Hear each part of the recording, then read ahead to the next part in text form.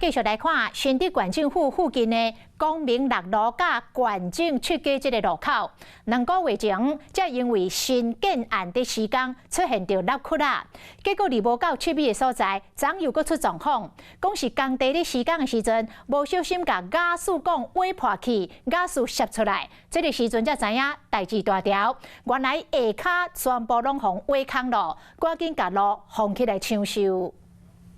路边有一坑真大坑，新竹县竹北的县政七街站的老甲师乌开暝发现讲，这个路边的地基拢流失透早，土木技师到现场来会勘。抽水排水的这个沟渠呢，它底下是有一个这个可能是也是一个年代久远，那底下沟底它破，路面下的一个土壤有带进来。 假使管线伤到，连自来水管嘛破去，县政府得到消息了，赶紧到现场处理。新竹县长尤文科唔敢带亲身到现场勘灾，判断是工地施工无设置造成的，将路面一个乌开抢修管线，验过呢，这个画面敢捌出现过。这个竟然伫竹北县政七街光明六路口边是人家厝，8月21。 工地大门边就出现路面绑起画面，这边过乌了后，发现讲地基拢流失去啊。 2摆地点离较无7公尺，离光明六路搁较近。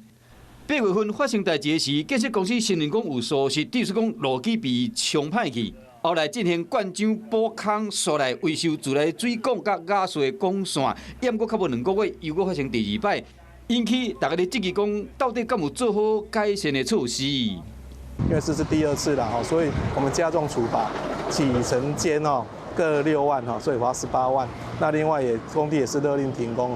县政府伫第一时间依照建筑法，甲业者开单，验过建案一直造成附近道路出问题，住伫附近的人受到影响，嘛希望讲县政府甲建商会当彻底解决问题，唔是干那补眼前这个坑尔。Hello， 我是林仙怡，想要抢先掌握最及时的新闻资讯吗？赶快订阅、按赞、开启小铃铛，锁定华视新闻 YouTube 频道。